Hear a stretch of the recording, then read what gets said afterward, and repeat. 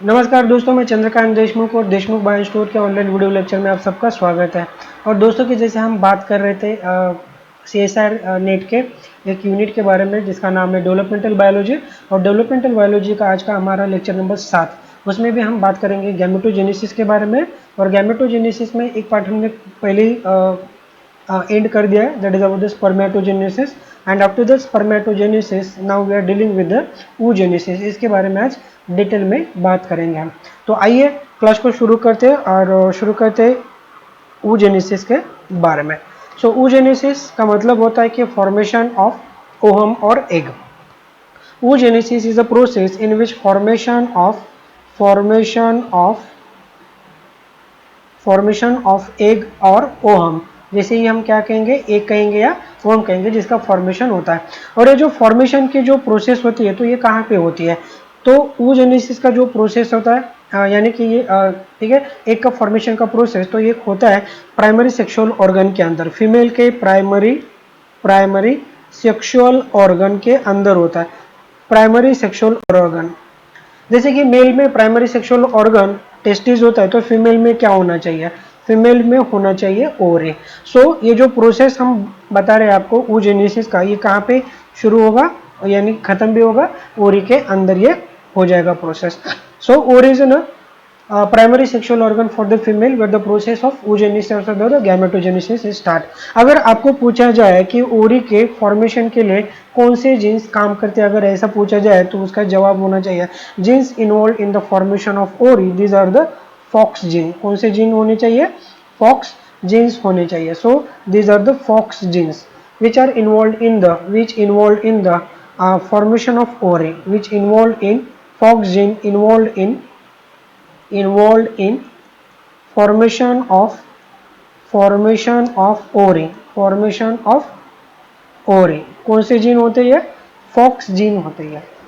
अब उसके बाद बात करेंगे कि हमें पता है कि ओम के फॉर्मेशन के लिए जो सेल जरूरी होते हैं उन्हें हम क्या कहते हैं, जर्म प्रिकर्सर सेल कहते हैं। क्या कहेंगे हम उसे, उन्हें जर्म प्रिकर्सर सेल्स कहते हैं। These are known as germ precursor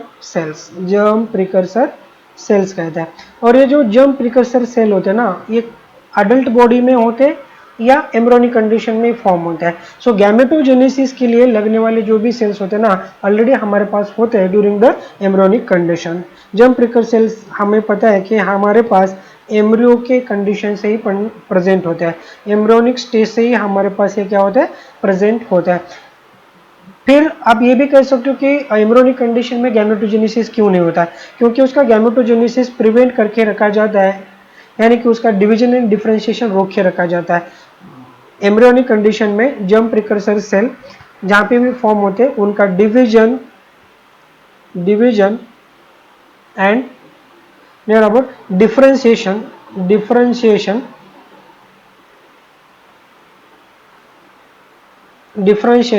control में होता है। ये कैसे होता है, कंट्रोल में होता है।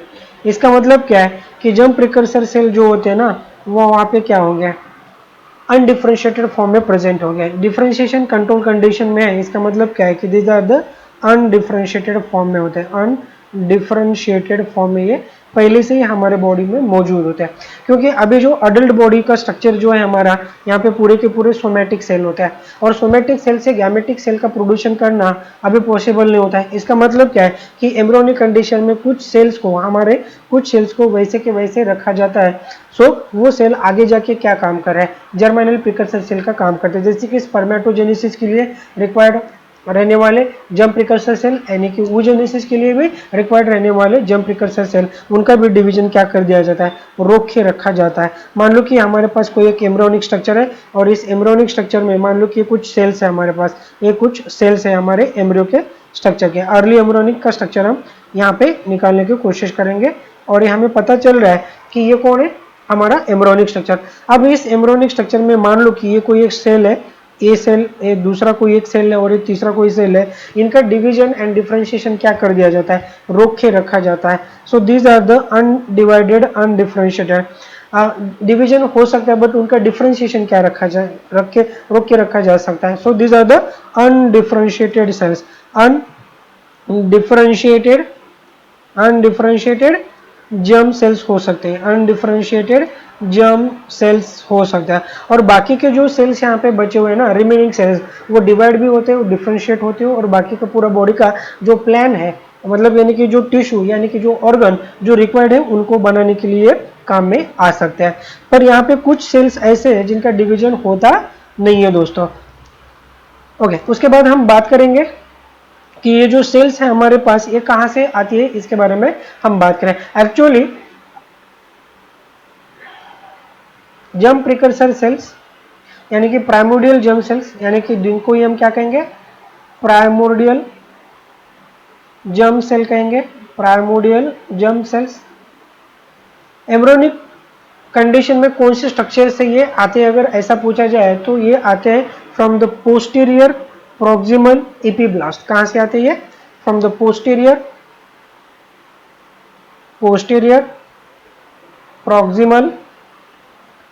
Proximal epiblast. ये याद रखना दोस्तों, पोस्टीरियर प्रॉक्सिमल एपिब्लास्ट से इनका अरेंजमेंट होगा। किनका, प्रॉक्सिमल जर्म सेल का, प्राइमोर्डियल जर्म सेल का अरेंज जो होता है तो पोस्टीरियर प्रॉक्सिमल एपिब्लास्ट से होता है। अब हम बात करेंगे कि ये एपिब्लास्ट स्ट्रक्चर होता क्या है। कि मान लो कि हमारे पास अगर हम ऐसा कुछ स्ट्रक्चर यहाँ पे निकालते हैं,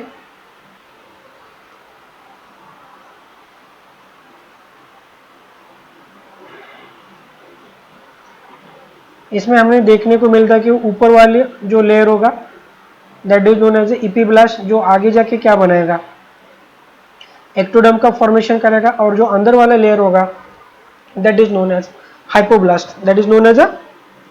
हाइपोब्लास्ट, देखिए दोस्तों, अगर ये ऊपर वाला स्ट्रक्चर हम बात करते हैं तो that structure is known as epiblast structure, and this structure is known as hypoblast structure. So hypoblast आगे जाके क्या बनाता है, हमें पता है कि हाइपोब्लास्ट आगे जाके क्या बनाएगा, ये एंडोडर्म का फॉर्मेशन करेगा। एंडोडर्म मतलब ये चीजें कहाँ पे हो सकती है, ड्यूरिंग द गैस्ट्रुलेशन। और एपिब्लास्ट क्या बनाएगा, एपिब्लास्ट का जो स्ट्रक्चर होता है वो आगे जाके क्या बनाएगा, एक्टोडर्म का फॉर्मेशन कराएगा ये। तो यहाँ पे हमें पता चल रहा है कि ये जो सेल्स होती है हमारे पास एपिब्लास्ट के, ये किसका फॉर्मेशन कर रही है, आगे जाके हमें पता है कि जर्म सेल का, प्राइमोर्डियल जर्म सेल का फॉर्मेशन ये करने वाले हैं, प्राइमोर्डियल जर्म सेल का फॉर्मेशन कराएंगे हम। नाउ अब क्या होगा, अब ये होता कि ये जो एंडोडर्मल सेल्स होते हैं यहाँ पे, ये this are the below layer वाले जो एंडोडर्मल सेल्स होते हैं, ये कुछ सिग्नलिंग मॉलिक्यूल को क्या करेंगे, ऊपर वाले हिस्से में भेज देंगे। सिग्नलिंग मॉलिक्यूल को क्या करेंगे, ऊपर वाले हिस्से में भेज देंगे। और ये सिग्नलिंग मॉलिक्यूल कौन सा होगा, किसके फॉर्म में होता है, WNT के फॉर्म में होता है। ये सिग्नलिंग मॉलिक्यूल किसके फॉर्म में होता है, WNT के फॉर्म में होता है। WNT का सिग्नलिंग जब एपिब्लास्ट के लेयर के सेल्स को हो जाता है तो वहां पे क्या होगा कि एपिब्लास्ट के सेल्स हमें पता है कि क्या प्रोड्यूस करने लगेंगे, एक फैक्टर प्रोड्यूस करेंगे जिसका नाम है BMP। किसका प्रोडक्शन करेंगे, BMP का फॉर्मेशन करेंगे। देखिए WNT सिग्नलिंग के बाद यहाँ पे किसका फॉर्मेशन हो रहा है, BMP का फॉर्मेशन होना है, बोर मॉर्फोजेनिक फैक्टर का यहाँ पे फॉर्मेशन हो रहा है। बट हमें ये दो बातें याद रखनी होगी कि ये WNT का सिग्नल भेजने वाले कौन से सेल हो गए, एंडोडर्मल सेल्स। सो यहाँ पे हम लिखेंगे, यहाँ पे लिखेंगे कि एंडोडर्मल सेल्स किसको भेजेगी, WNT के सिग्नल को। और कहाँ पे भेज रही है, ये भेज रही है किसको, भेज रही है सिग्नल, ये भेज रहे एपिब्लास्ट के लेयर को। जो एपिब्लास्ट के सेल्स होते हैं यहाँ पे, एपिब्लास्ट के जो सेल्स होते हैं यहाँ पे उनको सिग्नल भेज दिया जाएगा। और एपिब्लास्ट के जो सेल्स होते हैं ये कॉम्पिटेंट हो जाएंगे किसके लिए, this cells becomes the competent for the BMP। ये क्या बनाएंगे, BMP का फॉर्मेशन करेंगे। जब यहाँ पे BMP का फॉर्मेशन होगा तो यहाँ पे कुछ सेल्स स्पेशलाइज हो जाएंगे, उन्हीं सेल्स को हम क्या कहेंगे, प्राइमोर्डियल जर्म सेल्स कहेंगे। जो सेल्स ऐसे चीजों का फॉर्मेशन करेंगे यहाँ पे अर्ली एम्ब्रियोनिक कंडीशन में, तो उन्हीं हम क्या कहेंगे, प्राइमोर्डियल जर्म सेल्स कहेंगे। सो प्राइमोर्डियल जर्म सेल के फॉर्मेशन के लिए इस सिग्नल की हमें जरूरत होती है। नाउ अब क्या होगा कि जो BMP यहाँ पे बन रहा है, अब कौन बन गया यहाँ पे, WNT के सिग्नलिंग के बाद जो BMP यहाँ पे बन रहा है, तो BMP क्या करेगा, कुछ जीन का ट्रांसक्रिप्शन इंड्यूस कराएगा, कुछ जीन्स का ट्रांसक्रिप्शन क्या करेगा, ये इंड्यूस करेगा। ये अब कुछ ट्रांसक्रिप्शन का इंडक्शन करेगा, जीन का ट्रांसक्रिप्शन क्या करेगा, ये इंडक्शन करेगा, जीन ट्रांसक्रिप्शन को ये इंड्यूस करेगा, और वहां पे जो दो जीन्स बनेंगे अलग अलग, जिसका नाम है BLI-MPL, जीन ट्रांसक्रिप्शन को क्या करेगा, इंड्यूस करेगा। और इंड्यूस करने के बाद यहाँ पे दो अलग अलग जीन्स का ट्रांसक्रिप्शन होगा वहां पे। एक का नाम होगा BLI-MPL जीन, और दूसरा होगा PRD ML4 gene, PRD ML4 gene. ऐसे दो जीन्स यहाँ पे क्या हो जाएंगे, एक्टिवेट हो जाएंगे। ऐसे दो जीन क्या हो गए, यहाँ पे एक्टिवेट हो गए। देखिए इसको फिर से समझाने की कोशिश करेंगे, कॉन्सेप्ट थोड़ा सा इंपॉर्टेंट है यहाँ पे। देखिए एंडोडर्मल के जो सेल्स होते हैं इनसाइड लेयर वाले, एंडोडर्मल कहाँ पे होगा, इनसाइड का लेयर जो होगा, इनसाइड के लेयर के जो सेल्स होते हैं ना, वो क्या करेंगे, एक सिग्नलिंग मॉलिक्यूल को भेज देंगे। उस सिग्नलिंग मॉलिक्यूल का नाम क्या है, WNT। सिग्नलिंग मॉलिक्यूल का नाम क्या है, WNT। WNT किसके पास जाएगा, फिर इपीब्लास्ट के सेल्स के पास जाएगा। WNT के रिसेप्टर कहाँ पे हो गए, इपीब्लास्ट सेल के ऊपर। और उस सिग्नल को लेने के बाद इपीब्लास्ट के सेल्स किसका फॉर्मेशन करेंगे, BMP का फॉर्मेशन करेंगे। यानी कि this cells becomes the competent for the BMP। किसके लिए कॉम्पिटेंट हो रहे हैं, BMP के लिए।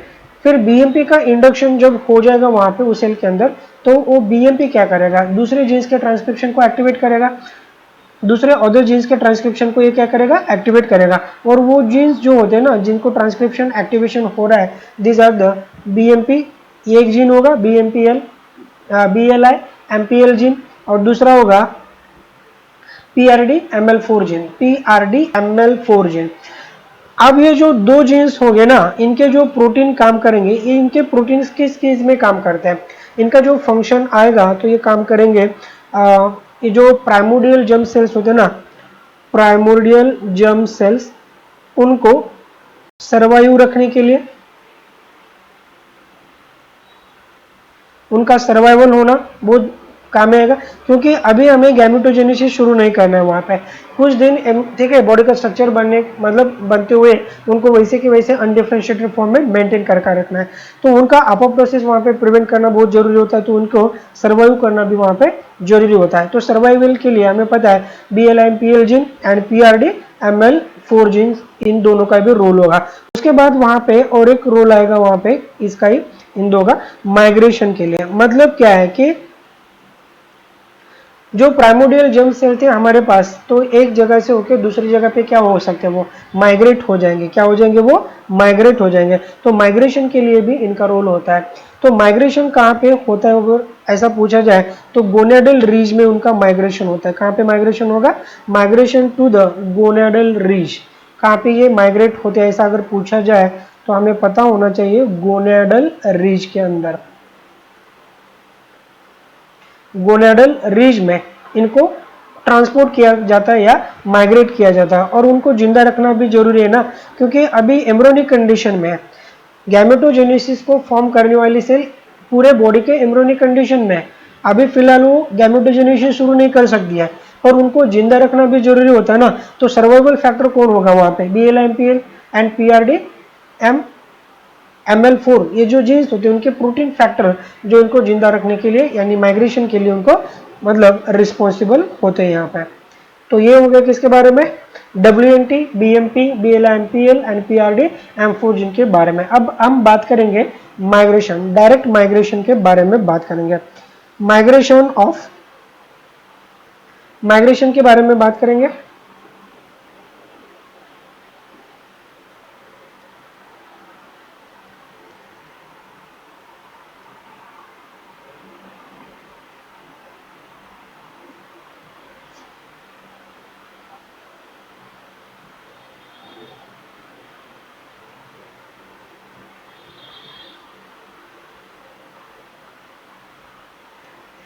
चलिए माइग्रेशन के लिए बारे में बात करेंगे। Migration of primordial germ cells, migration of primordial germ cells, primordial germ cells. Migration of primordial germ sales, इनके बारे में बात करेंगे। सो प्राइमोडियल जर्म सेल्स को कहां से कहां पे माइग्रेट होना जरूरी होता है? इपीब्लास्ट से। इपीब्लास्ट से कहां पे माइग्रेट होना जरूरी होता है? गोनेडल रीज के अंदर, गोनेडल रीज, यहाँ पे उनका माइग्रेशन होना जरूरी है। तो यहाँ पे कुछ जीन्स उनके माइग्रेशन के लिए रिक्वायर्ड हो गया। तो यानी कि गोनेडल रीज एक्चुअली स्ट्रक्चर कहाँ पे प्रेजेंट होगा? ये हिंडगट में। ये कहाँ पे प्रेजेंट होगा? Hindgut.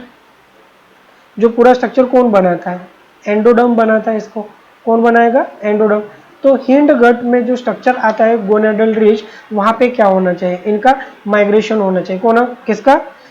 Primordial germ cells. Primordial germ cell epiblast से लेके कहां पे माइग्रेट हो रही है? इपीब्लास्ट से लेके हिंडगट में। अब ये माइग्रेशन कब होता है अगर ऐसा पूछा जाए तो ये माइग्रेशन होता है 7th day of fertilisation. 7th day यानी 7th डे और 8th day of fertilisation 7th और 8th डे ऑफ फर्टिलाइजेशन। 7वां या 8वां जो दिन होता है ना फर्टिलाइजेशन का, उस दिन पे क्या होगा? एक जगह से दूसरी जगह पे माइग्रेट होगा। सो इपीब्लास्ट से कहाँ पे माइग्रेट हो रहा है? गोनेडल रीज में, यानी कि हिंडगट के रीजन में ये माइग्रेट हो रहा है। तो वहां पे कुछ प्रोटीन हो गए जिसका नाम है टायर प्रोटीन। जिसका नाम क्या है? TIAR protein. देखिए एक प्रोटीन जिसका नाम है TIAR प्रोटीन, जो कौन होता है? एक आरएनए बाइंडिंग फैक्टर होता है। कौन होता है? RNA binding factor. Tyre protein RNA binding factor, जो क्या कराता है इसका ड्यूरिंग द ठीक है डेवलपमेंट, यानी कि या माइग्रेशन हो या उनका सर्वाइवल हो, तो ये मर ना जाए, तो इसका एपोप्टोसिस प्रिवेंट करना बहुत जरूरी होता है। तो एपोप्टोसिस को प्रिवेंट करने के लिए जो प्रोटीन यहाँ पे काम करता है, that is about the tyre protein. Tyre protein का दोनों भी जगह पे रोल आएगा, एक एपोप्टोसिस एंड दूसरा माइग्रेशन के अंदर। इट प्रिवेंट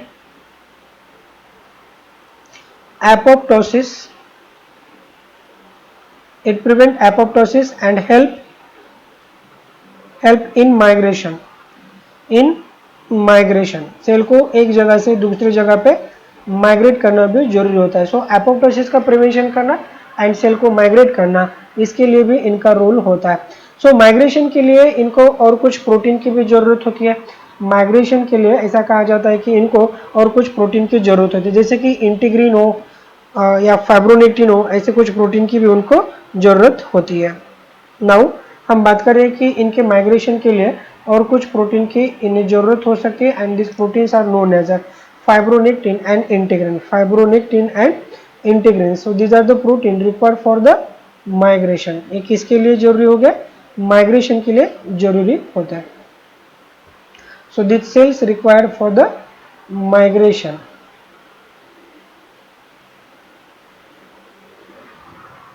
नाउ अब हम बात करें किसके बारे में? ड्यूरिंग द माइग्रेशन और भी कुछ यहाँ पे प्रोटीन्स होते हैं जो इनको हेल्प करते हैं। So these are the integrin protein, याद रखिए इंटीग्रिन। और दूसरा कौन सा प्रोटीन होता है? Fibronectin. So these are the protein which help for the migration of primordial germ cell. कहाँ से? इपीब्लास्ट से हिंडगट के। और जब माइग्रेशन होता है, या हम बोल रहे हैं कि कहाँ पे? गोनेडल रीज में उनका जो माइग्रेशन होता है, तो माइग्रेशन के लिए इंटीग्रिन की भी जरूरत होती है एंड फाइब्रोनेक्टिन की भी वहां पे जरूरत होती है। और भी कुछ फैक्टर्स है हमारे पास जिनकी भी जरूरत होती है यहाँ पे, जैसे कि हम बोल रहे हैं कि स्टेम सेल फैक्टर होगा, स्टेम सेल फैक्टर।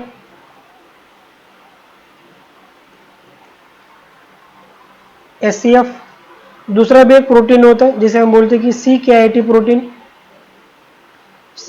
प्रोटीन। और एक प्रोटीन होता है जो इसका लिगैंड होता है, CKIT लिगैंड प्रोटीन।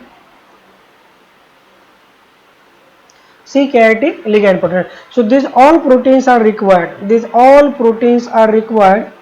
ये सभी प्रोटीन का जरूरी होता है वहां पे किसके लिए? सर्वाइवल एंड माइग्रेशन में। Survival required in survival and migration of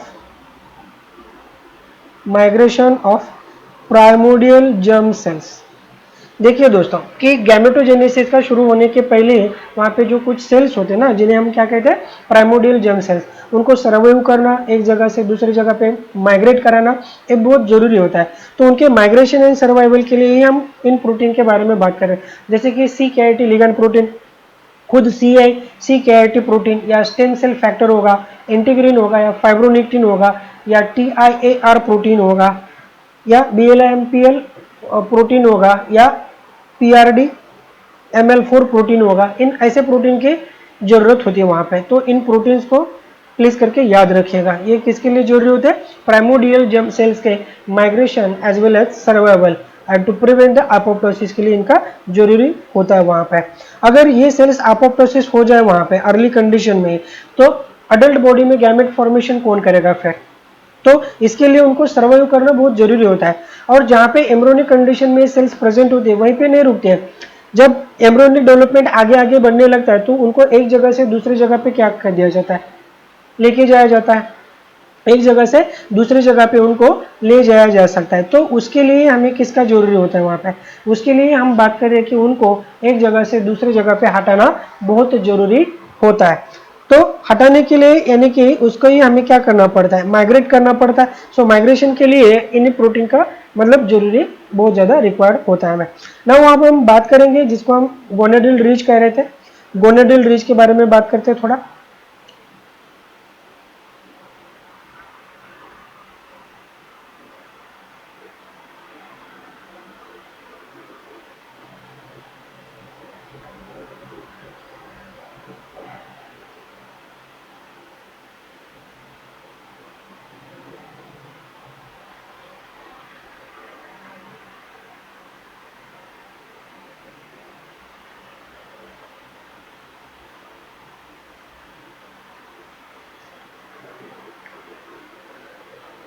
okay तो बात करेंगे गोनेडल रीच के बारे में। एक्चुअली ये होता क्या है और ये कहाँ पे प्रेजेंट होता है।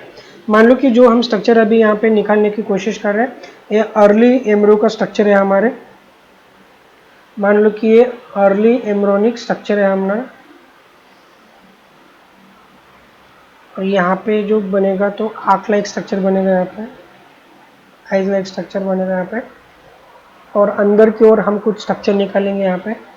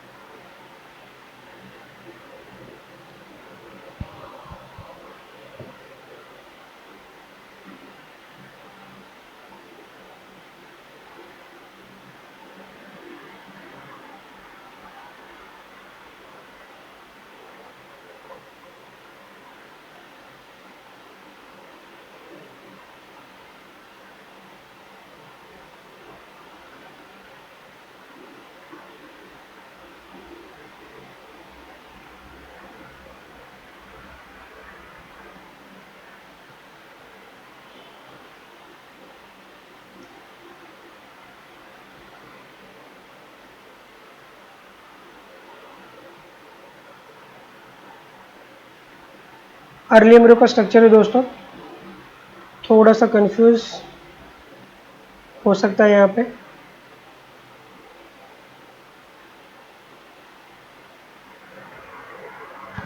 और जिसके बारे में हम बात कर रहे थे वो ये सेल्स थी जो एक जगह से दूसरी जगह पे क्या हो सकते हैं, इसे माइग्रेट हो रही है। एक जगह से दूसरी जगह पे क्या हो गई है?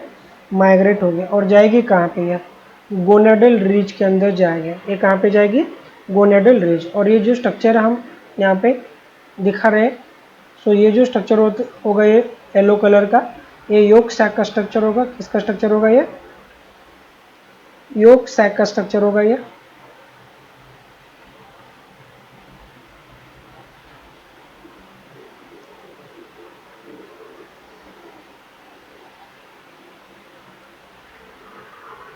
और जो सेल्स एक जगह से दूसरी जगह पे जा रही है, these are the primordial germ cells. These are the primordial germ cells. और ये जा कहाँ रही है? और ये जा रही थी, हमें बोलने की गोनेडल रीज में जा रही है। ये जो स्ट्रक्चर हम यहाँ पे निकाल देंगे, this structure is known as a gonadal रीज।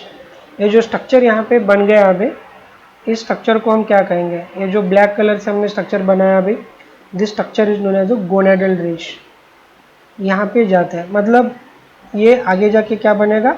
ओरी का पार्ट बनेगा। So this structure is known as a gonadal ridge. Gonadal रीज।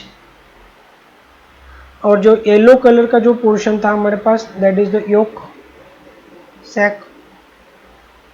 This is the yolk sac and gonadal ridge. And these are the red colour के जो cells थे हमारे पास, these are primordial germ sales.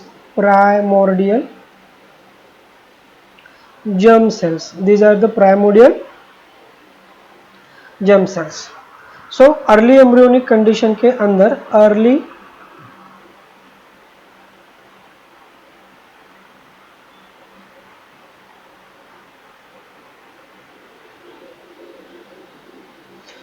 embryonic condition के अंदर हमने बात बता दी। यहाँ पे भी कुछ अलग सा स्ट्रक्चर हो सकता है कि ऐसे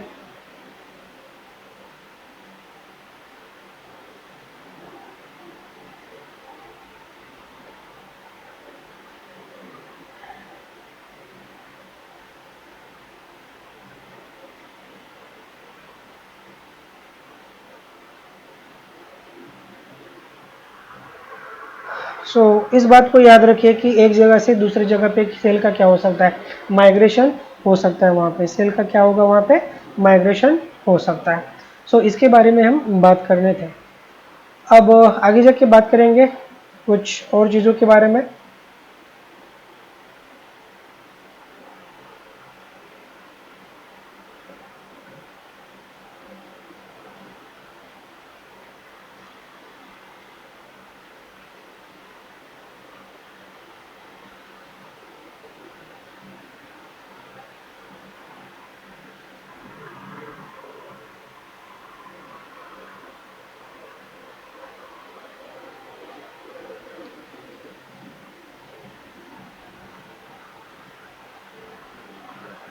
ओके, अब बात करेंगे गैमेटोजेनेसिस के अंदर फीमेल गैमेट का जो oogenesis हो रहा था उसके थोड़ा सा और डिटेलिंग में कुछ बातें करेंगे। एक्चुअली oogenesis के लिए हमें एक जो सेल लगती है जिसका नाम क्या है? oogonia। जिसका नाम क्या है? oogonia। oogonia होता कौन है? एक स्टेम सेल लाइक मतलब सेल होता है। एक स्टेम सेल लाइक फीमेल के अंदर स्टेम सेल्स होती है। कौन होती है? oogonia। This are the stem cell. oogonia पहले तो डिवाइड होंगे by the process of mitosis से। कहाँ से? मतलब कौन से प्रोसेस से डिवाइड हो गए? माइटोसिस से। माइटोसिस से उनका डिवीजन होता है। और oogonia जीनोमिक कंडीशन क्या होगा उनका? डिप्लॉइड स्टेट में होती है। oogonia डिप्लॉइड स्टेट में होती है। बिफोर बर्थ हमें पता है कि अमाउंट ऑफ oogonia बहुत ज़्यादा वहाँ पे रिक्वायर्ड होता है oogonia। बट अब अगर oogonia जब डिवाइड होती है तो हमें पता है कि वहाँ पे क्या बनाएंगे? प्राइमरी oogonia का फॉर्मेशन कराएगा। किसका फॉर्मेशन होगा वहां पे?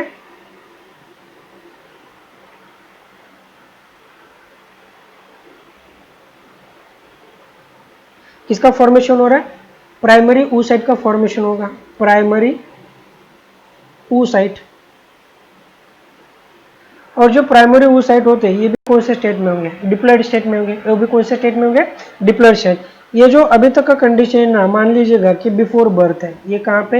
ये कब का कंडीशन है? बिफोर बर्थ वाला कंडीशन है। बर्थ के पहले हमारे पास डिप्लॉइड स्टेट में कौन होगा? हमारे पास हो गए दो टाइप के सेल्स, एक हो गए उगोनिया, और उगोनिया का माइटोटिक डिवीजन होगा और वहाँ पे कौन बनेगा, प्राइमरी oocyte का फॉर्मेशन होगा।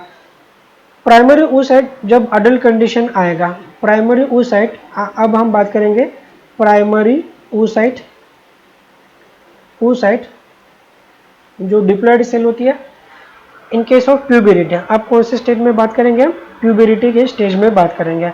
अब हम बात करेंगे primary oocyte in case of puberty. जब प्यूबेरिटी स्टेट आएगा हमारा, तब हम बात करेंगे इसके बारे में। और इसके पहले जो हम बात कर रहे थे, बिफोर बर्थ बात कर रहे थे, ये वो था बिफोर बर्थ, और पिछला नीचे वाला जो कंडीशन है अब जो हम शो कर रहे हैं प्राइमरी oocyte से आगे वाला। सो प्राइमरी oocyte का क्या होगा, हम प्राइमरी oocyte डिवीजन में जाएंगे। अब प्राइमरी oocyte क्या होगा, डिवीजन में जाएगा। प्राइमरी oocyte किस टाइप के डिवीजन में एंटर करते हैं, प्राइमरी oocyte अब जाएंगे मियोसिस फर्स्ट के अंदर।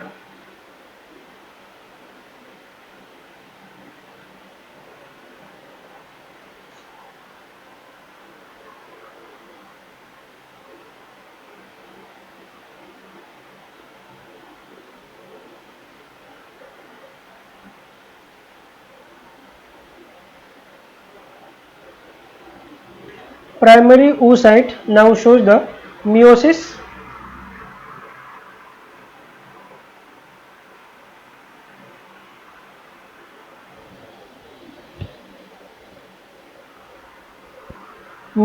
फर्स्ट। कौन से डिवीजन में जाएंगे, मियोसिस फर्स्ट में जाएंगे। और मियोसिस फर्स्ट में ये क्या करेंगे, एक प्राइमरी पोलर बॉडी का फॉर्मेशन करेंगे और दूसरा जो एक सेकेंडरी oocyte का फॉर्मेशन होगा वहाँ पे। मियोसिस फर्स्ट के अंदर वहाँ पे क्या देखने को मिलेगा हमें, formation of primary polar body and वहाँ पे अब हम बात करेंगे कि दो सेल का फॉर्मेशन होगा वहाँ पे मियोसिस फर्स्ट के बाद। यहाँ पे हो रहा है मियोसिस फर्स्ट, और मियोसिस फर्स्ट में दो अलग अलग साइज के सेल्स आएंगे, वहाँ पे दो डिफरेंट टाइप के सेल्स आएंगे।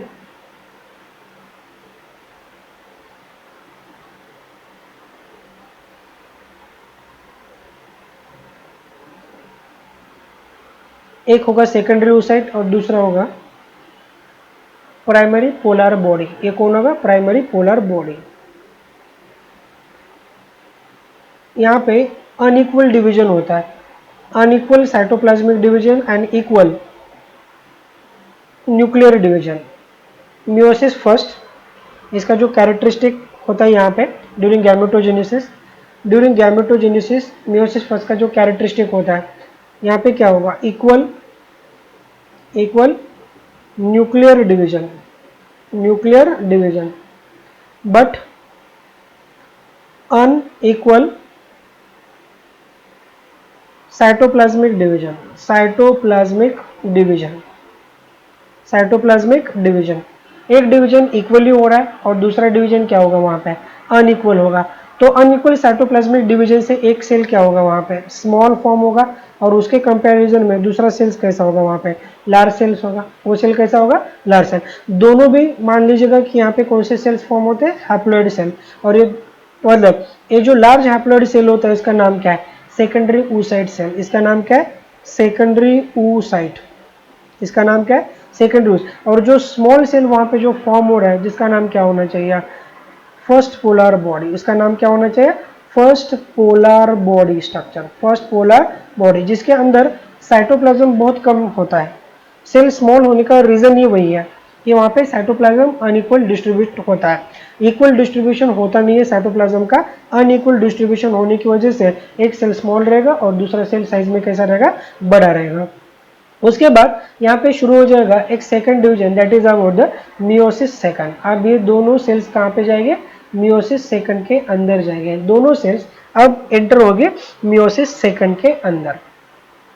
दोनों सेल्स कौन से, एक फर्स्ट पोलर बॉडी एंड दूसरा कौन होगा हमारे पास, सेकेंडरी oocyte सेल।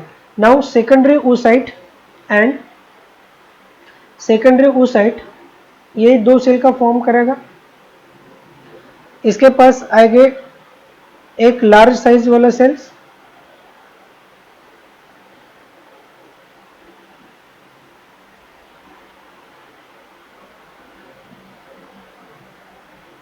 एक आएगा ऐसा लार्ज साइज वाला सेल और दूसरा आएगा स्मॉल साइज वाला सेल। एक आएगा स्मॉल साइज वाला सेल। तो ये दो क्या हो रहे हैं यहाँ पे, एक हो रहा है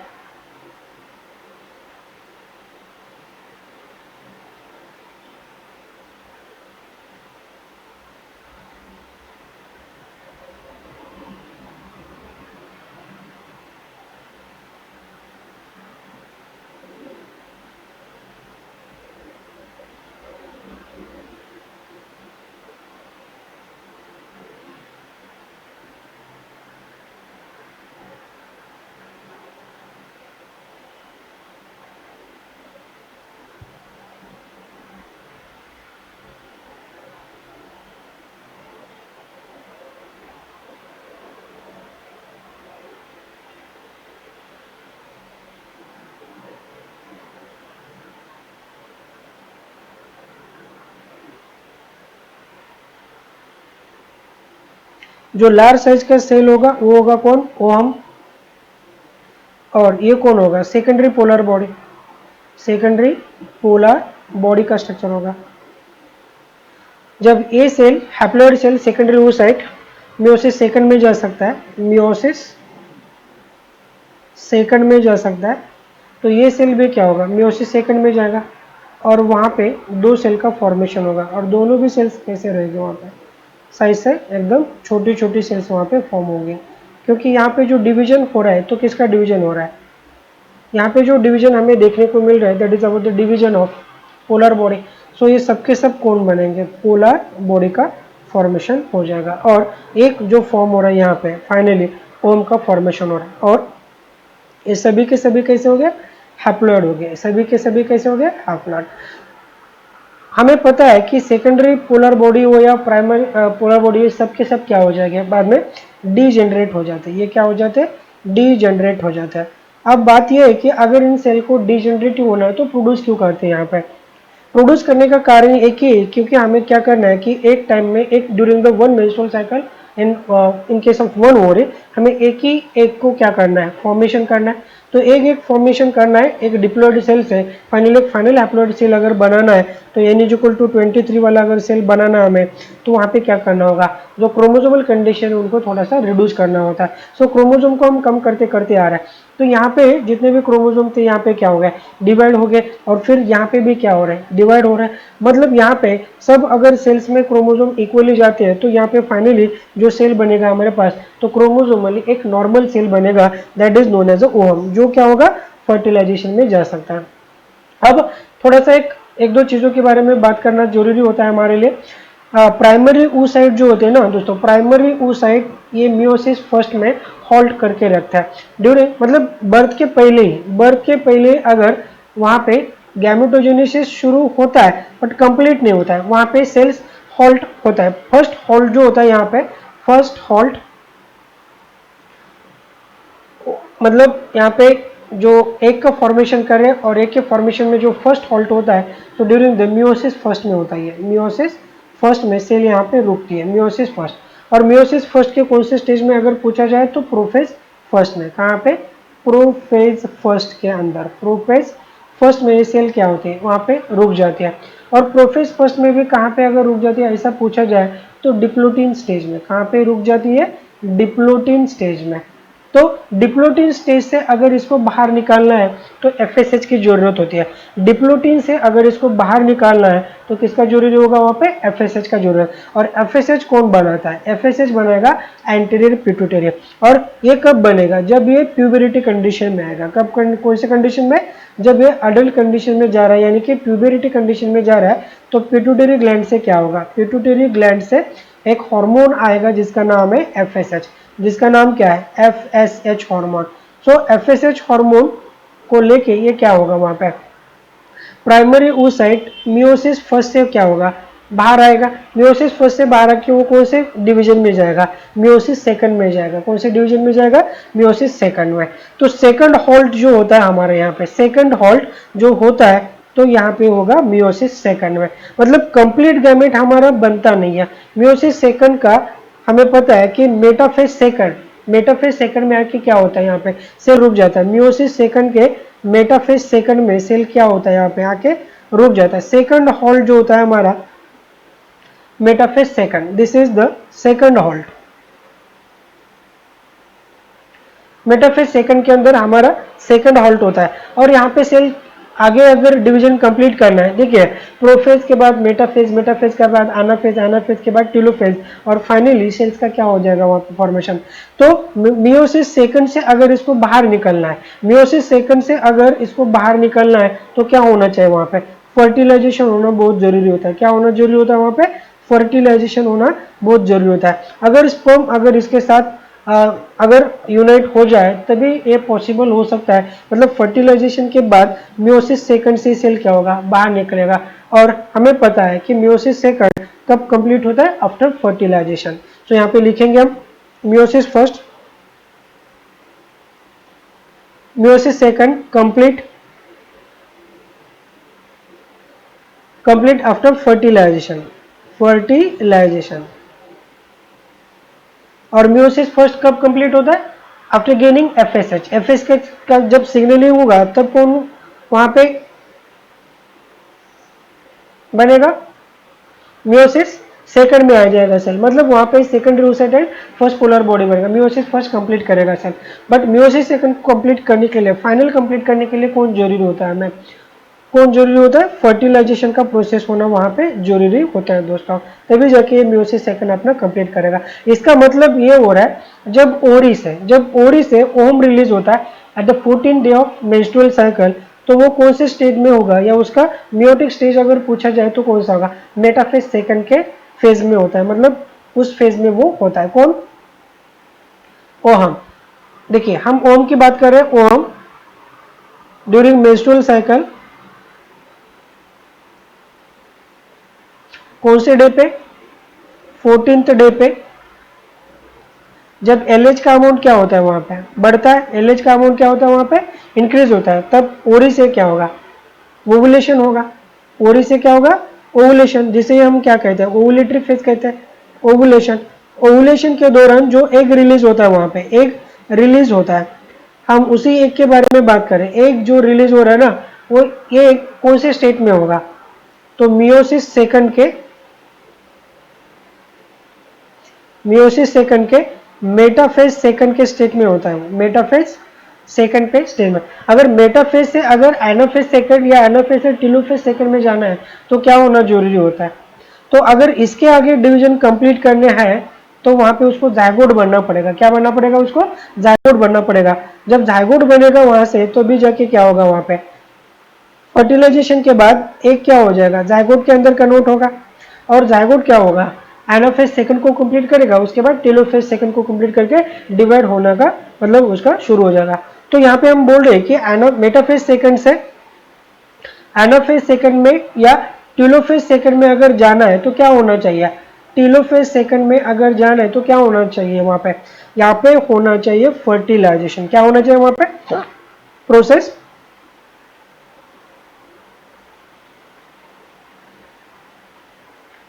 फर्टिलाइजेशन का प्रोसेस। कौन सा प्रोसेस होना चाहिए दोस्तों, फर्टिलाइजेशन का प्रोसेस यहाँ पे होना चाहिए। फिर से बात करेंगे हम इसके बारे में।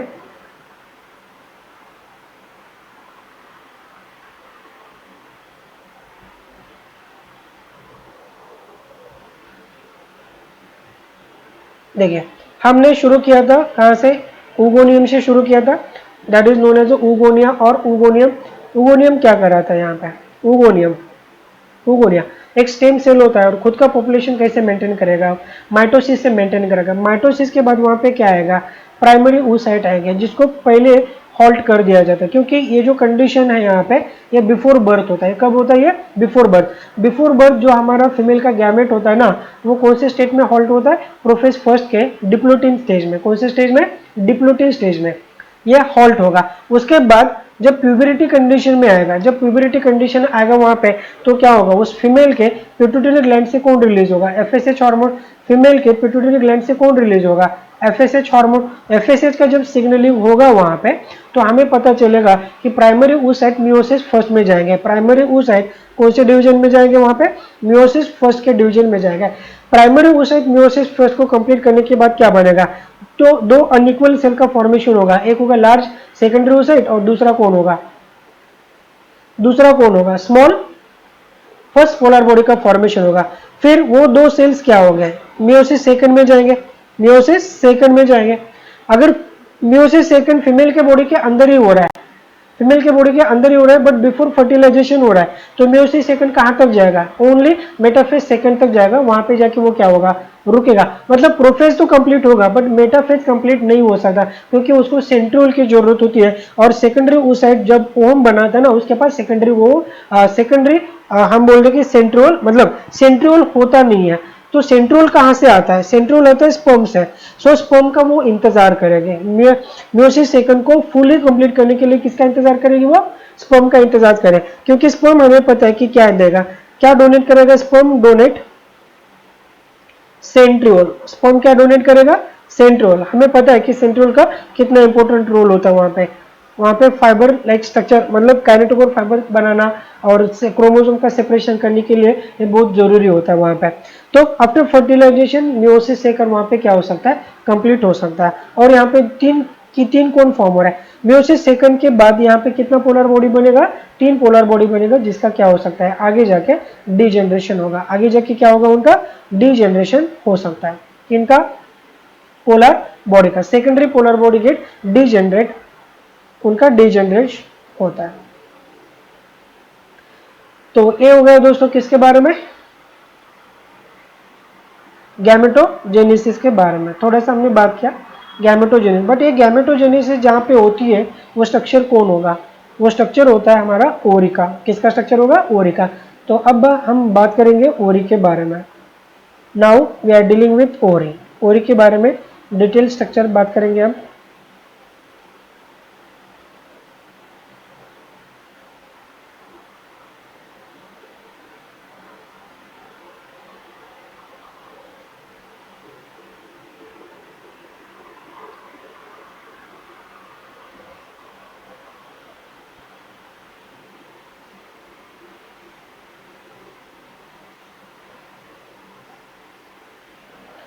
Ovary. Ovary is a primary sexual organ in case of female reproductive system.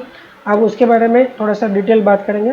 ओरी का मतलब जो स्ट्रक्चर्स आएंगे ना ओरी के अंदर, उनके बारे में थोड़ा सा डिटेल जाएंगे। सो सबसे बाहर वाला जो लेयर होता है ओरी के अंदर, that is known as a germinal epithelium. Germinal epithelium कौन सा स्ट्रक्चर होगा ये? जर्मिनल इपिथेलियम का स्ट्रक्चर होता है। सबसे बाहर वाला जो स्ट्रक्चर होगा that is about the germinal epithelium. Germinal epithelium के बाद अंदर वाला जो स्ट्रक्चर आएगा that is known as a tunica albuginea. Tunica albuginea. Same structure हमने कहां पे देखा था? टेस्टिस के अंदर। सेकंड जो स्ट्रक्चर होता है वहां पे ट्यूनिका अल्ब्यूजिनिया अंदर वाला। तीसरा जो स्ट्रक्चर होगा ओरी के अंदर that is known as a ovarian cortex. That is known as a ovarian cortex structure. कौन सा स्ट्रक्चर होगा ये? ओवेरियन कॉर्टेक्स का स्ट्रक्चर होता है। उसके बाद जो फोर्थ स्ट्रक्चर होगा वहां पे that is known as a ovarian medulla. Ovarian medulla. थोड़ा सा बात कर रहे हो दोस्तों, ज्यादा डिटेल में नहीं कर रहे हैं।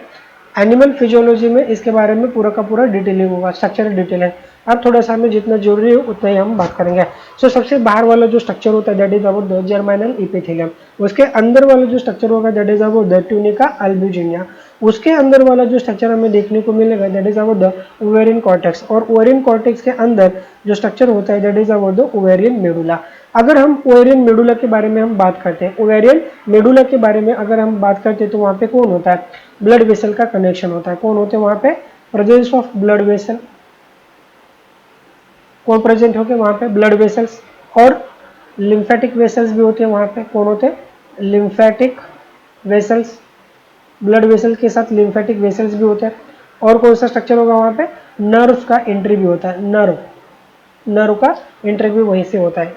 ओवेरियन मेडुला के अंदर, जहाँ पे ब्लड सप्लाई और बाकी की चीजें हमें देखने को मिलती है। नाउ ओवेरियन कॉर्टेक्स में क्या होता है? ओवेरियन कॉर्टेक्स के अंदर हमें पता है कि कॉर्टिकल रीजन में ही किसका मैच्योरेशन होता है, यानी कि डेवलपमेंट होता है, फॉलिकल का डेवलपमेंट होता है। किसका? फॉलिकुलर डेवलपमेंट के लिए ये बात इंपॉर्टेंट होती है, फॉलिकुलर डेवलपमेंट।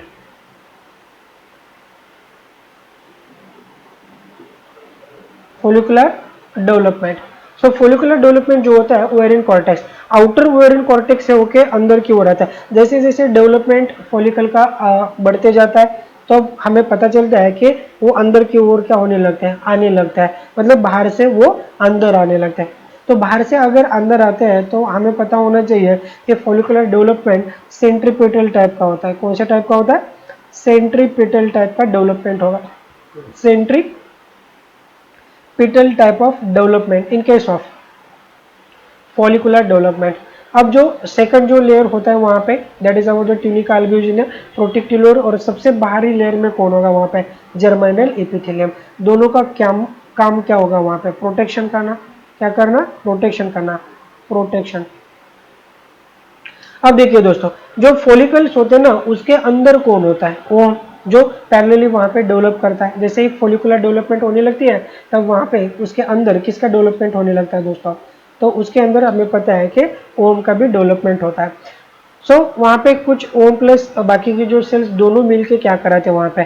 फॉलिकुलर का मतलब फॉलिकल का फॉर्मेशन करता है, जिसके अंदर कौन होता है? मतलब जैसे कि आप मान लो कि ग्रानुलोसा सेल्स प्लस अगर हम मानते हैं कौन हमारा ओहम, तो दोनों मिलके क्या बनाएंगे वहां पे? फॉलिकल का फॉर्मेशन करेगा। अगर फॉलिकल के बारे में पढ़ा जाए तो हमारे पास सबसे पहले जो फॉलिकल होगा that is about the primordial follicle. पहला जो स्ट्रक्चर आएगा, सबसे पहले जो स्ट्रक्चर आता है that is about the primordial follicle. कौन सा फॉलिकल होगा? Primordial follicle. प्राइमोर्डियल फॉलिकल के बाद जो सेकंड स्ट्रक्चर आएगा वहां पे that is about the primary follicle. Primary follicle. Primary follicle के बाद जो स्ट्रक्चर बनेगा वहां पे सेकेंडरी फॉलिकल्स बनेंगे, सेकेंडरी फॉलिकल्स।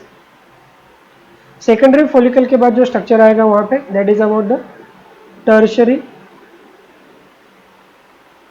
Tertiary follicles. और ये टर्शरी फॉलिकल को ही हम क्या कहेंगे? एंट्रल और मैच्योर फॉलिकल, एंट्रल फॉलिकल्स। इनको ये क्या कहेंगे हम? एंट्रल फॉलिकल्स कैसे? सो this is the development pattern. ये क्या हो सकता है? डेवलपमेंटल पैटर्न हो सकता है किसका?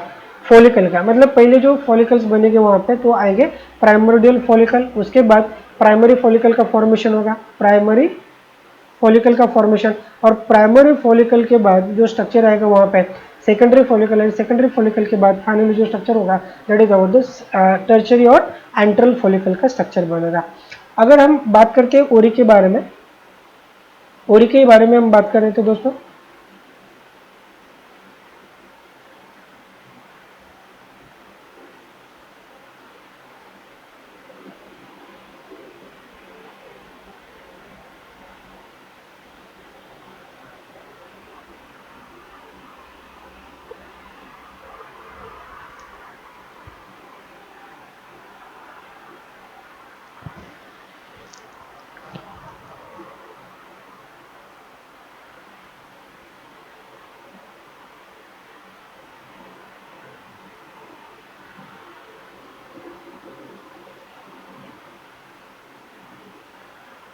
तो इसके हिसाब से अगर इसका स्ट्रक्चर देखा जाए तो सबसे बाहर वाला जो स्ट्रक्चर आएगा हमारे पास that is known as a germinal epithelium का स्ट्रक्चर होगा। कौन सा स्ट्रक्चर होगा ये? जर्मिनल इपिथेलियल का स्ट्रक्चर होगा। जर्मिनल इपिथेलियल के अंदर जो स्ट्रक्चर आएगा, जर्मिनल इपिथेलियल के अंदर जो स्ट्रक्चर आएगा that is about the tunica albuginea का स्ट्रक्चर होगा। किसका स्ट्रक्चर होगा ये? ट्यूनिका अल्ब्यूजिनिया का स्ट्रक्चर। उसके बाद जो स्ट्रक्चर वहां पे फॉर्म हो जाएगा that is about the ovarian cortex का स्ट्रक्चर। किसका फॉर्मेशन होगा? ये ओवेरियन कॉर्टेक्स का स्ट्रक्चर होगा। उसके बाद जो स्ट्रक्चर बन रहा है वहां पे that is about the ovarian cortex structure, that is about the ovarian cortex. और ओवेरियन कॉर्टेक्स के बाद जो सबसे अंदर वाला जो स्ट्रक्चर होगा वहां पे ओरी के अंदर that is about the medulla. So ये सबसे अंदर जो स्ट्रक्चर फॉर्म हो रहा है that is about the ovarian medulla, ovarian medulla, कौन सा स्ट्रक्चर होगा, ओवेरियन मेडुला। उसके बाद जो स्ट्रक्चर दिख रहा है हमें, ये वाला जो स्ट्रक्चर होता है that is the ovarian cortex, ovarian cortex. Ovarian cortex के अंदर कुछ फाइब्रस प्रोटीन प्रेजेंट होते हैं, जैसे कि फाइब्रोनेक्टिन होगा, ठीक है, इलास्टिन प्रोटीन होगा, या ठीक है कोलेजन प्रोटीन होगा, ऐसे कुछ प्रोटीन्स वहाँ पे प्रेजेंट होते हैं। Ovarian cortex content collagen protein, कौन सा protein, collagen protein, elastin, fibronectin, collagen,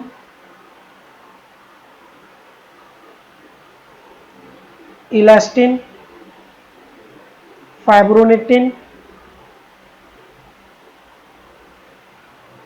follicular development के लिए इनका रोल भी होता है वहाँ पे। So this is the structure of ovarian cortex. उसके बाद हम जो स्ट्रक्चर बात कर रहे थे, this is about the tunica albuginea, tunica albuginea. और सबसे बाहर वाला जो स्ट्रक्चर था हमारा that is about the germinal epithelium, जर्माइनल epithelium का structure. This is the structure of germinal epithelium. तो ये था दोस्तों किसके बारे में, ओरी का एक थोड़ा सा ओवरऑल स्ट्रक्चर। अब हम पूरा का पूरा स्ट्रक्चर ड्रॉ करने की यहाँ पे कोशिश करेंगे ओरी का। अगर यहाँ पे देखा जाए अंदर की ओर तो क्या होगा, वहां पे ऐसा ब्लड का सप्लाई होगा, ऐसा ये क्या होगा, ब्लड का supply, as well as lymphatic system भी हमें देखने को मिलेगा, लिम्फेटिक वेसल्स भी अंदर की ओर कौन होता है, लिम्फेटिक वेसल्स भी देखने को मिलेंगे मेडुला के अंदर। नर्व का कनेक्शन भी होगा वहां पे, न्यूरोनल कनेक्शन भी आएगा वहां पे अंदर की ओर, नर्व भी आएंगे। तो ये होता है पूरा का पूरा पार्ट कहाँ पे, ओवेरियन मेडुला के अंदर।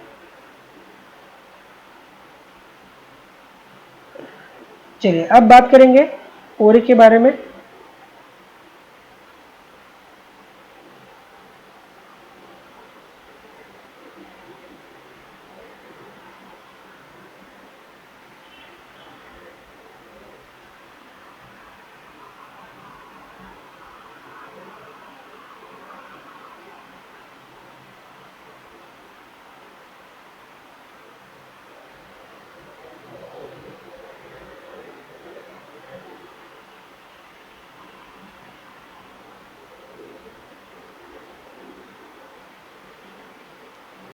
चलिए हमें फॉलिकल को समझना यहाँ पे जरूरी होता है। जब हम ओरी का स्ट्रक्चर निकालते हैं तब हमें कुछ follicles, that means the primordial follicle, primary follicle, secondary follicle, tertiary follicle, यानी कि एंट्रल फॉलिकल, इनको भी समझना बहुत जरूरी होता है। तो इसको समझने के लिए हम यहाँ पे क्या बनाएंगे, ओरी का स्ट्रक्चर बनाएंगे।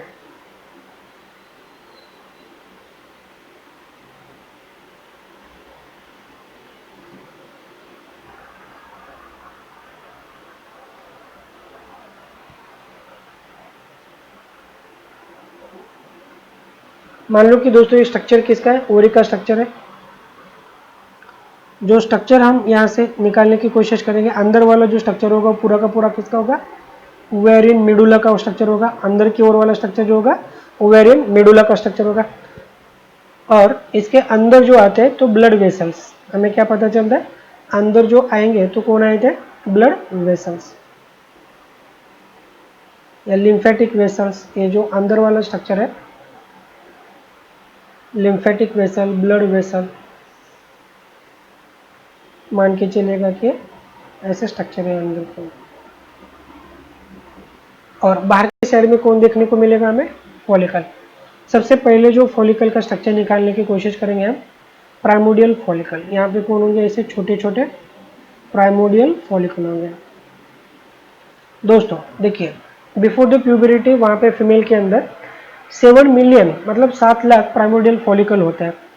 बट उसमें से 2 लाख क्या हो जाएंगे, मतलब डिजेनरेट हो जाते हैं, बचते कितने, 5 लाख। और मैच्योर होते होते और कम, मतलब ये संख्या क्या हो जाएगी, और कम हो जाएगी, और फीमेल अपने पूरे लाइफ सेक्सुअल रिप्रोडक्टिव लाइफ में ओनली 400 फीमेल गैमेट को बना सकते हैं, ऐसा समझ के लीजिएगा। देखिए दोस्तों कि ओवेरियन कॉर्टेक्स के अंदर, ओवेरियन कॉर्टेक्स के अंदर जो हम स्ट्रक्चर बनाने के मतलब बना रहे हैं यहाँ पे, मान लीजिएगा कि सबसे बाहर वाला जो स्ट्रक्चर था, जो ब्लैक कलर का जो स्ट्रक्चर आपको दिख रहा है, तो मान लीजिएगा कि वो जर्मानियल एपिथेलियम है, और जो ग्रीन कलर का उसके साइड में स्ट्रक्चर हम निकाल रहे हैं, मान लो कि किसका स्ट्रक्चर है, ट्यूनिका अल्ब्यूजिनिया का स्ट्रक्चर है।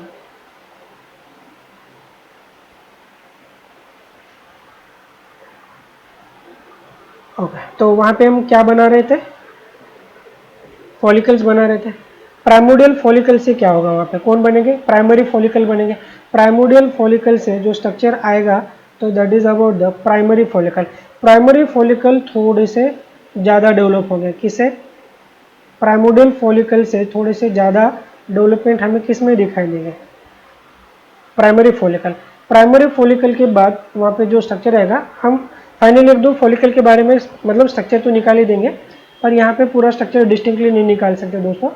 मान लो कि ये this are the primordial follicles,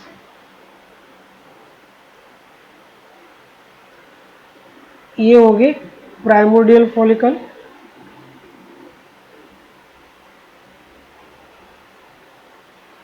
ये कौन हो गए, प्राइमरी फॉलिकल।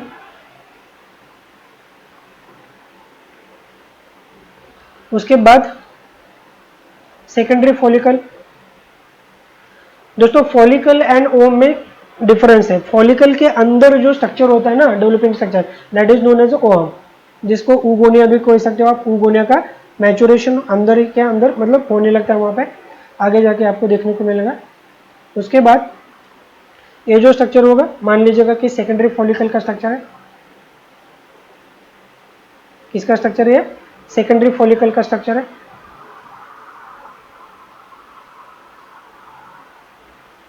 सेकेंडरी फॉलिकल के बाद वहां पे सबसे ज्यादा मैच्योर स्ट्रक्चर जो बनेगा, that structure is about, that structure is about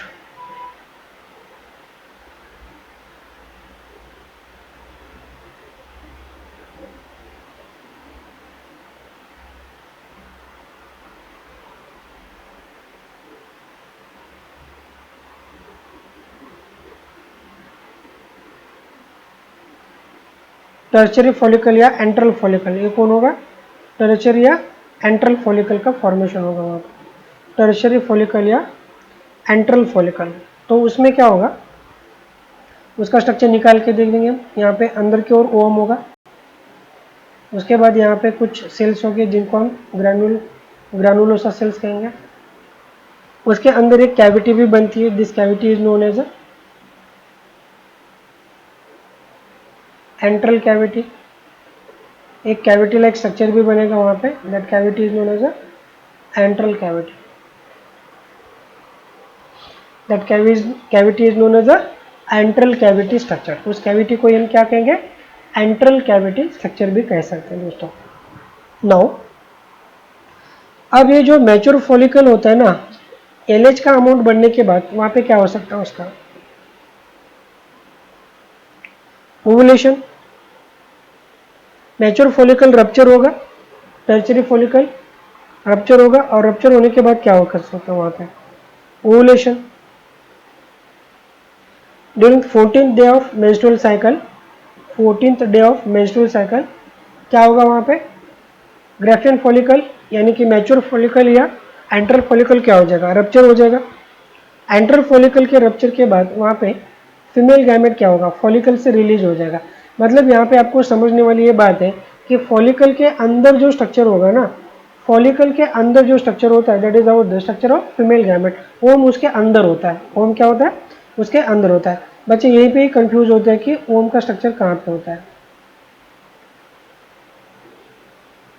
मान लो कि फॉलिकल है, और फॉलिकल से एक स्ट्रक्चर यहाँ से क्या हो रहा है, रिलीज हो रहा है। फॉलिकल से एक स्ट्रक्चर यहाँ से क्या हो रहा है, रिलीज हो रहा है।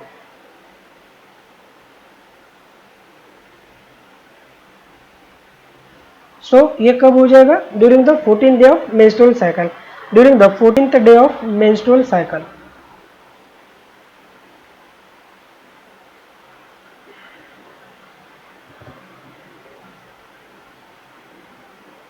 ये यहाँ पे ओम रिलीज हो रहा है, ओम रिलीज हो रहा है, यानी कि ओवुलेशन, ओवुलेशन।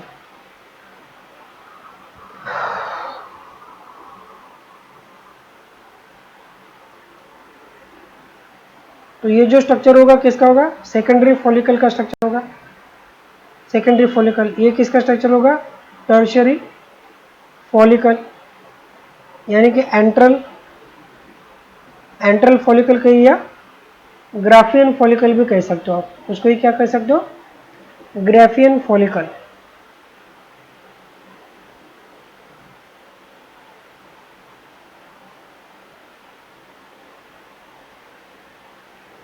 ग्राफियन फॉलिकल का स्ट्रक्चर।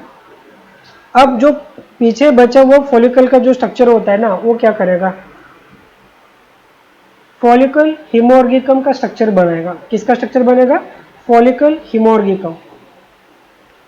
मतलब ओवुलेशन के बाद 4 दिन के लिए एक टेम्परेरी स्ट्रक्चर बनता है वहां पे, जिसका नाम क्या होगा? Follicle haemorrhagicum structure, follicle haemorrhagicum structure.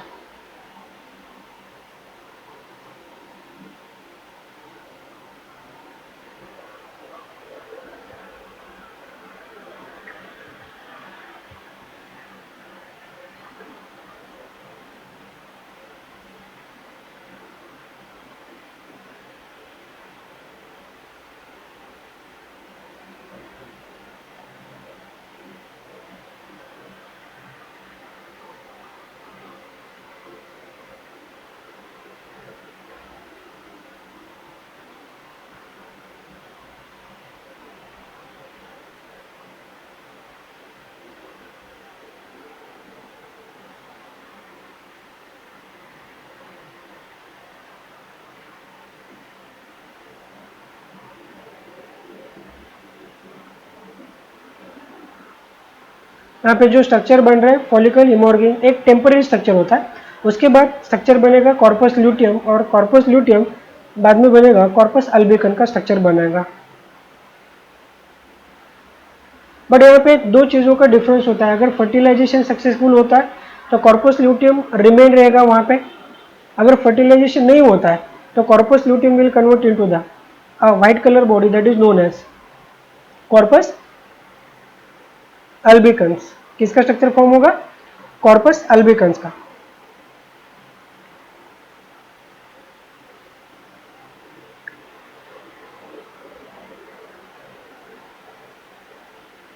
Follicle haemorrhagicum. उसके बाद जो स्ट्रक्चर आएगा यहाँ पे, एक येलो कलर बॉडी का स्ट्रक्चर होगा that is known as a corpus luteum.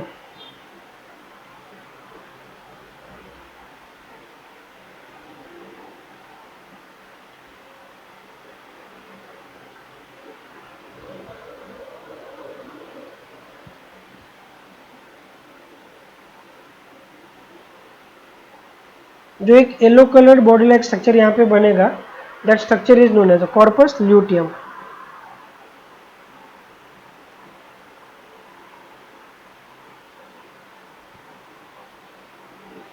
That structure is known as a corpus ल्यूटेयम।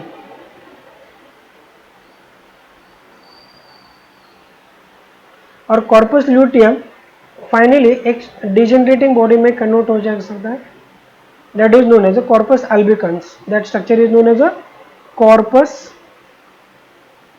Albicans. एक स्ट्रक्चर ये फॉर्म करेगा, that structure is known as a corpus albicans.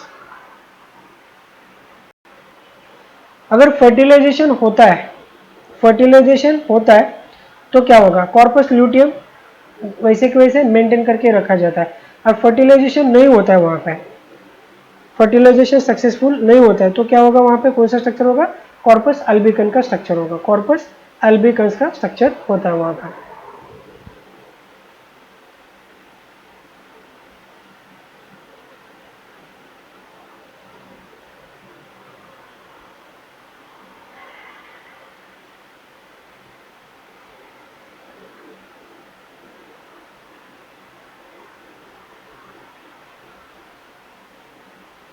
अगर फर्टिलाइजेशन होता है सक्सेसफुल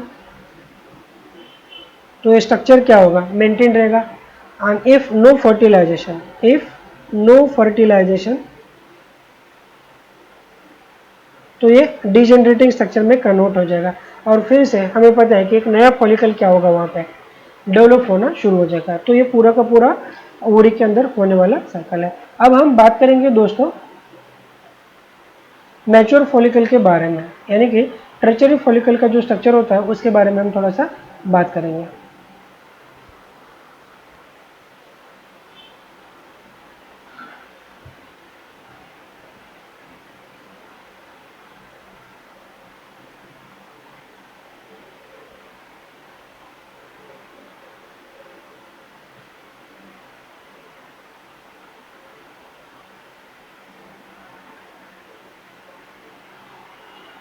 प्रोसेस थोड़ा slow हो रहा है दोस्तों, माफ़ कीजिएगा।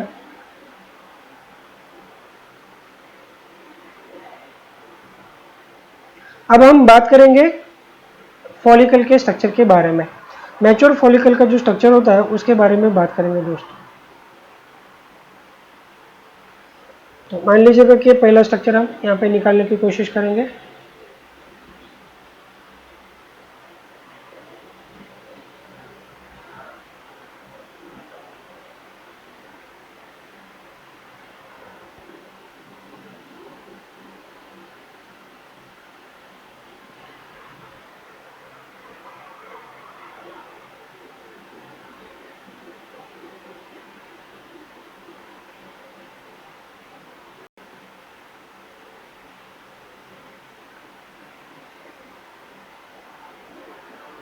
ये जो सेल्स हम निकाल रहे हैं ब्लैक कलर से यहाँ पे, these are the theca interna cells, theca interna cells, these are known as theca interna cells, theca interna cells।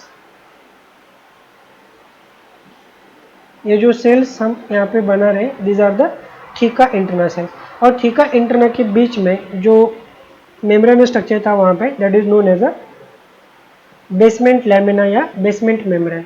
ये जो स्ट्रक्चर था यहाँ पे that is known as a basement membrane.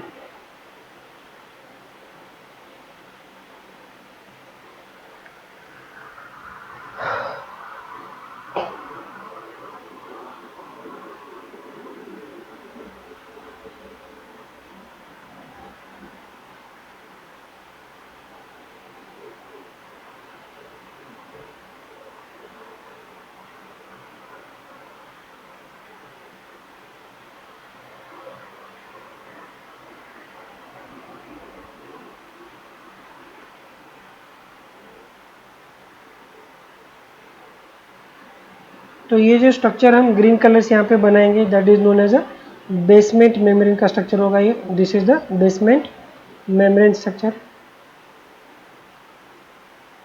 This is the basement membrane structure. Okay, उसके बाहर वाले reason में कौन से सेल्स होंगे फिर, थीका एक्सटर्नल सेल्स।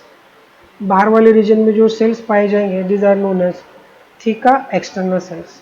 तो यहाँ पे जो सेल्स का लेयर बनाएंगे हम यहाँ पे, so these are known as a theca externa cells। इनको हम क्या कहेंगे, theca externa sales.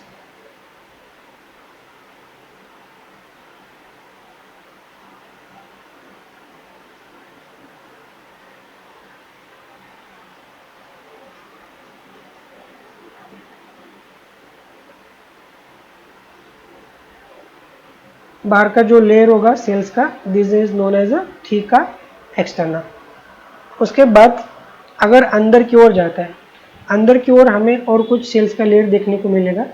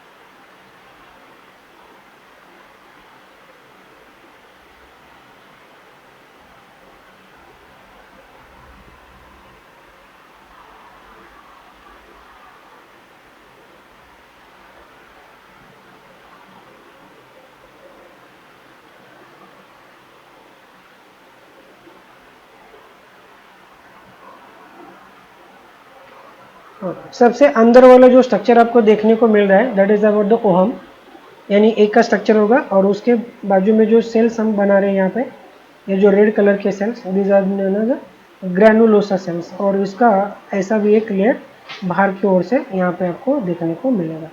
So these are the granulosa cells. कौन से सेल्स हो गए? Granulosa cells.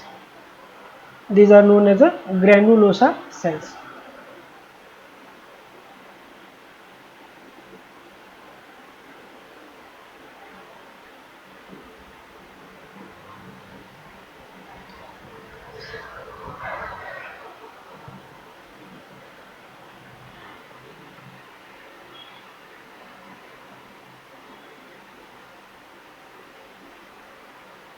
ये कौन से सेल होंगे दोस्तों? ग्रैनुलोसा सेल्स होंगे, जो रेड कलर से हम अंदर की ओर निकाल रहे हैं यहाँ पे। These are known as a granulosa cells. उसके बाद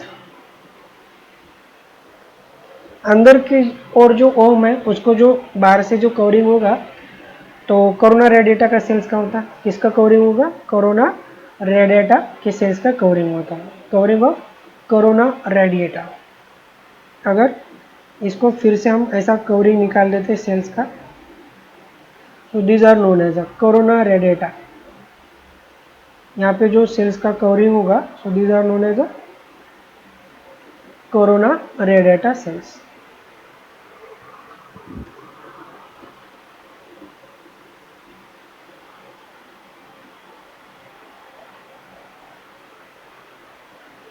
जोनो पिलिसिडा की कवरिंग होगी एक को, उसके अंदर कौन होगा? मेम्ब्रेन होगा उसका, उस स्ट्रक्चर को निकालेंगे।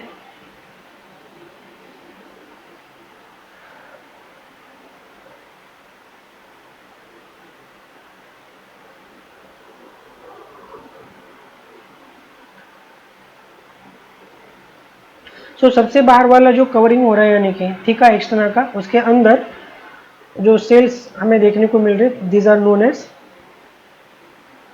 थीका इंटरना, और वहाँ पे बेसिलर मेम्ब्रेन भी आपको देखने को मिल रहा है, यानी कि बेसिलर या बेसल लैमिना भी कह सकते हो आप। उसके अंदर सेल्स ऑफ ग्रैनुलोसा का लेयर है, और उसके सबसे अंदर की और जो स्ट्रक्चर हमें देखने को मिल रहा है that is about the structure of ovum. इसका स्ट्रक्चर है स्ट्रक्चर ऑफ ओम हमें देखने को मिल रहा है। स्ट्रक्चर ऑफ ओम को जो हम एक थिक कवरिंग यहाँ पे निकालने की कोशिश करेंगे दैट इज अबाउट द, ये जो कवरिंग है this is the zona pellucida. ये कौन लेयर होता है यहाँ पे? जोना पेलुसिडा का लेयर है। This is the layer of zona pellucida. किसका लेयर है ये? जोना पेलुसिडा का लेयर है ये, जोना पेलुसिडा। उसके बाद अंदर की ओर उसका मेम्ब्रेन स्ट्रक्चर होगा, उसका क्या होगा? मेम्ब्रेन स्ट्रक्चर, और सबसे अंदर क्या होगा उसका? न्यूक्लियस वगैरह में अदर सेल ऑर्गेनेल के साथ न्यूक्लियस वगैरह देखने को मिलेगा हमें।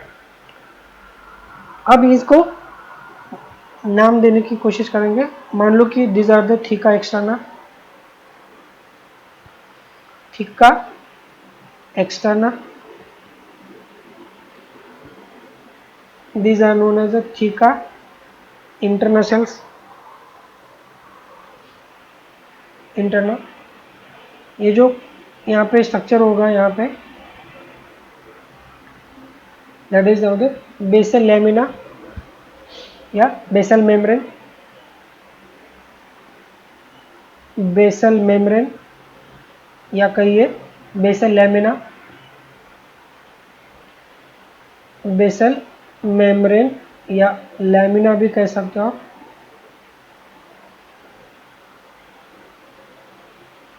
बेसल लैमिना या बेसल मेम्ब्रेन का स्ट्रक्चर भी आप कह सकते हो। उसके बाद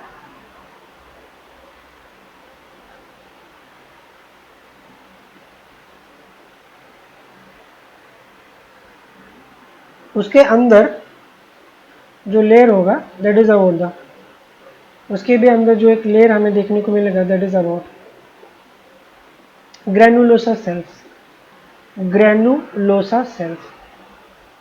उसके भी कुछ टाइप आते हैं, एंट्रल ग्रैनुलोसा सेल्स, दूसरा mural granulosa cells, cumulus granulosa cell and membranous granulosa cells, and membranous granulosa cells भी होते हैं वहाँ पे।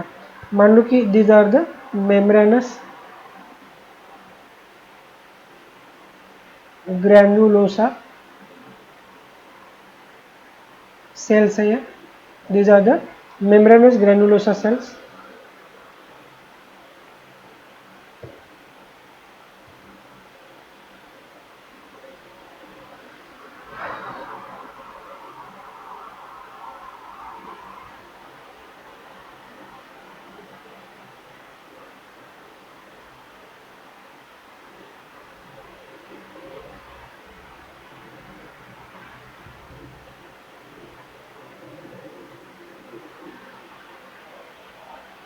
मेम्ब्रेनस ग्रैनुलोसा के अंदर की ओर अगर हम देखते हैं, so these are the cells of corona radiata, इनको हम क्या कहेंगे, कोरोना रेडिएटा के सेल्स। अगर इनको हम बात करेंगे cumulus granulosa cell,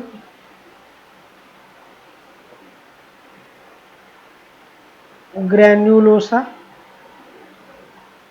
sales.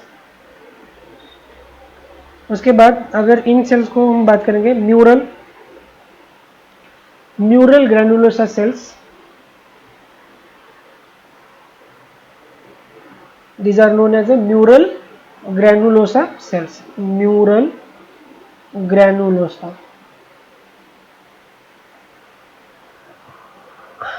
Okay, और ये जो ब्लैक कलर वाला जो स्ट्रक्चर होगा, this is the zona pellucida, zona pellucida का स्ट्रक्चर होगा। This is the structure of zona pellucida का स्ट्रक्चर, जोना पेलुसिडा। उसके अंदर होगा सेल मेम्ब्रेन, सेल मेम्ब्रेन का स्ट्रक्चर होगा उसके अंदर, सेल मेम्ब्रेन का स्ट्रक्चर होगा।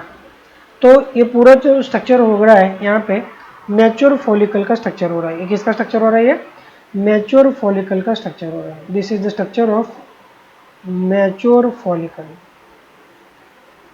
This is the structure of mature follicle.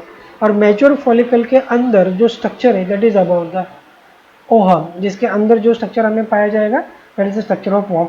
Ohm के स्ट्रक्चर को एक कवरिंग होता है that is about the zona pellucida, और उसके बाहर सेलुलर जो कवरिंग होता है that is about the corona radiata. किसका कवरिंग होगा, वो कोरोना रेडिएटा का कवरिंग होगा।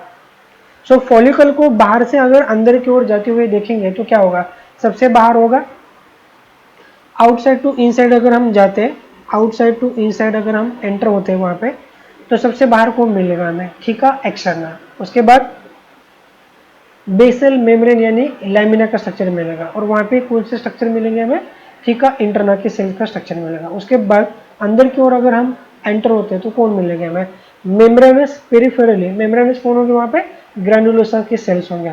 उसके बाद अगर गैमेट के पास में अगर देखते हैं तो कोरोना रेडिएटा के सेल्स।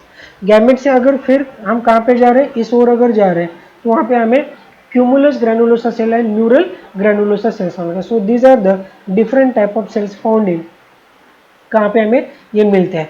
तो ड्यूरिंग द ओवुलेशन ये सेल्स क्या होंगे, वहां से रप्चर हो जाएंगे, एलएच का इफेक्ट होगा वहां पे, और वहां से क्या होगा, ओवुलेशन हो सकता है। तो हमें ये पता होना चाहिए कि what is the role of theca cell and granulosa cell. Theca cells and granulosa cells are involve in the synthesis and release of estrogen, synthesis and release of estrogen, thica cell as well as granulosa cell।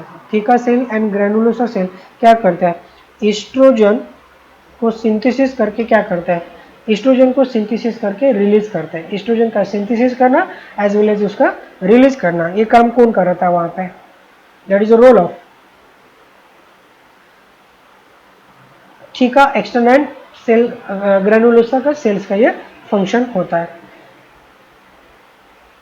Corpus luteum किसको secret करता है, अगर ऐसा पूछा जाए तो आप क्या कहोगे वहां पे, कॉर्पस ल्यूटियम प्रोजेस्टेरोन को रिलीज कराता है। किसको रिलीज कराएगा वो, प्रोजेस्टेरॉन को रिलीज कर रहा था। और थीकर सेल्स एंड ग्रेनुलोसर सेल्स के ऊपर किसके रिसेप्टर होते हैं, अगर ऐसा पूछा जाए तो एफएसएच के रिसेप्टर होते हैं। किसके रिसेप्टर होंगे वहाँ पे, एफएसएच एंड एलएच के रिसेप्टर्स वहाँ पे पाए जाते हैं। सो फॉलिकल के बाद हमने मतलब ये था हमारा मैच्योर फॉलिकल, इसके पहले सेकेंडरी फॉलिकल आएगा, प्राइमरी फॉलिकल आएगा, प्राइमोडियल फॉलिकल आएगा। तो ये होते हैं फॉलिकल के हायरार्की डेवलपमेंट की होती है। तो इसी के साथ यहाँ पे इस लेक्चर को रोकते हैं।